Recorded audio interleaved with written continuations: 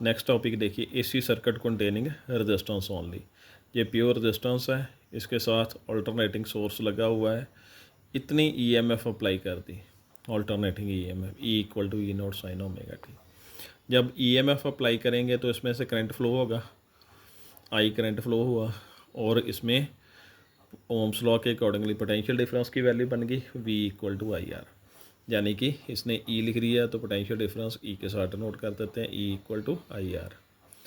जहाँ से आई की वैल्यू निकाल ली ई पॉन आर, और जे ई की वैल्यू जहाँ पे पुट कर दी E not upon R, Ohm's law के अकॉर्डिंगली करंट की वैल्यू बन जाएगा आई नॉट क्या है, मैक्सिमम करंट।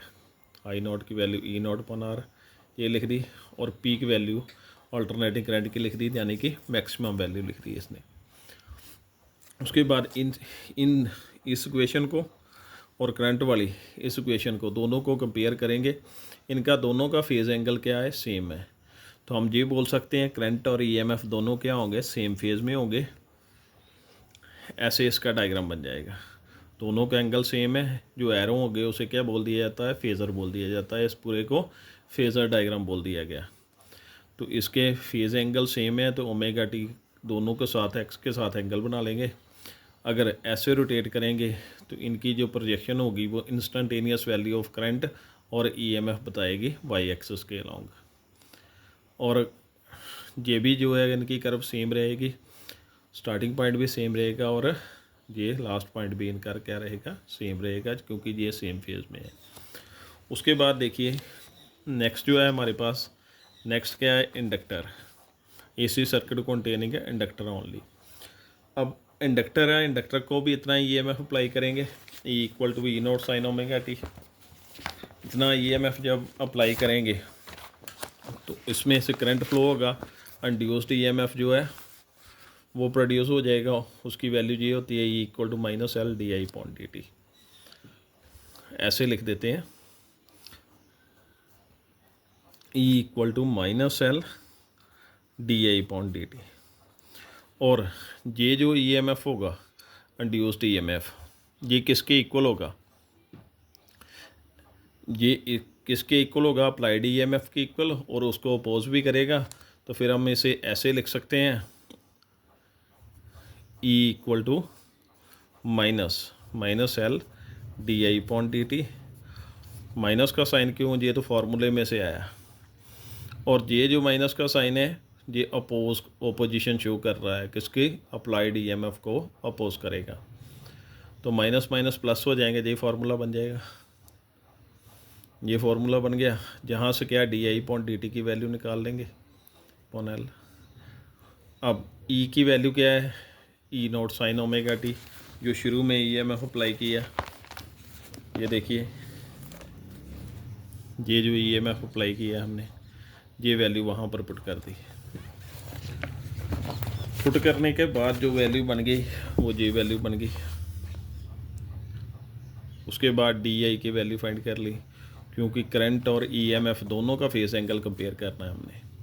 ये बन गया, इसको इंटीग्रेशन करोगे डी आई से आई बन जाएगा, और जहाँ से साइन की इंटीग्रेशन होगी minus cos omega T, T के साथ जो लगा है वो नीचे आ जाएगा डिवाइड के साइन में, प्लस के आ जाएगा, कांस्टेंट आ जाएगा।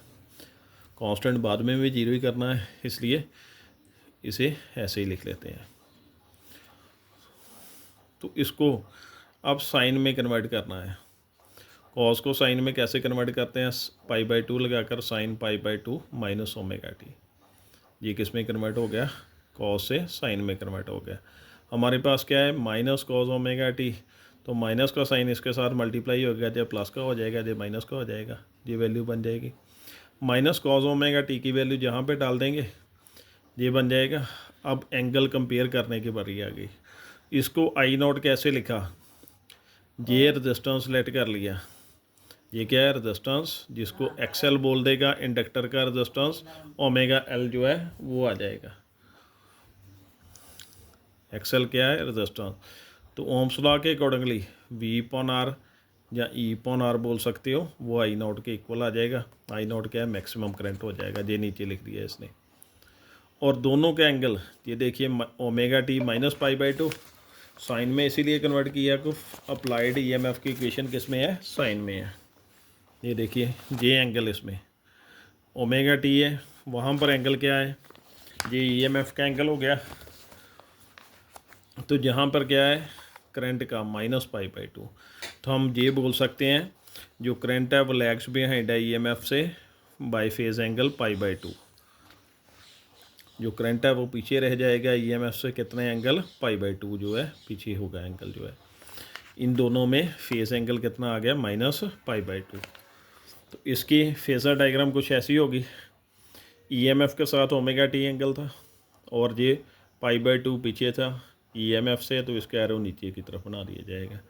अब इनके भी बात यही करेंगे, पहले ये देख लेते हैं।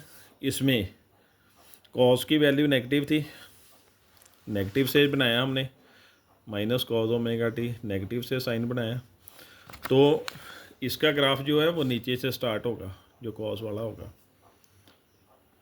करंट वाला जहाँ से स्टार्ट होगा, और ईएमएफ का ग्राफ वही जो पुराना था वही होगा साइन कर्व वाला, ये ग्राफ बन जाएगा इनका। और ये जब रोटेट करेंगे, ये एंटी क्लॉकवाइज रोटेट करेगा और ये क्लॉकवाइज रोटेट करेगा, इनकी जो प्रोजेक्शन होगी इस पर पड़ेगी वो इंस्टेंटेनियस वैल्यू ऑफ करंट और ईएमएफ बताएगी, उस टाइम पर बताएगी।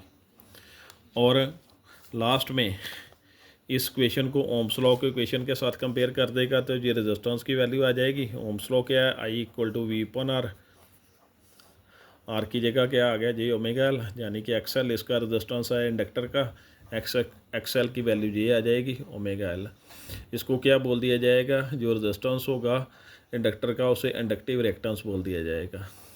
तो यूनिट इसके भी क्या होंगे, ओम हो गए, XL की वैल्यू क्या आ जाएगी ओमेगा एल आ जाएगी वैल्यू। ये था आज का टॉपिक, थैंक यू।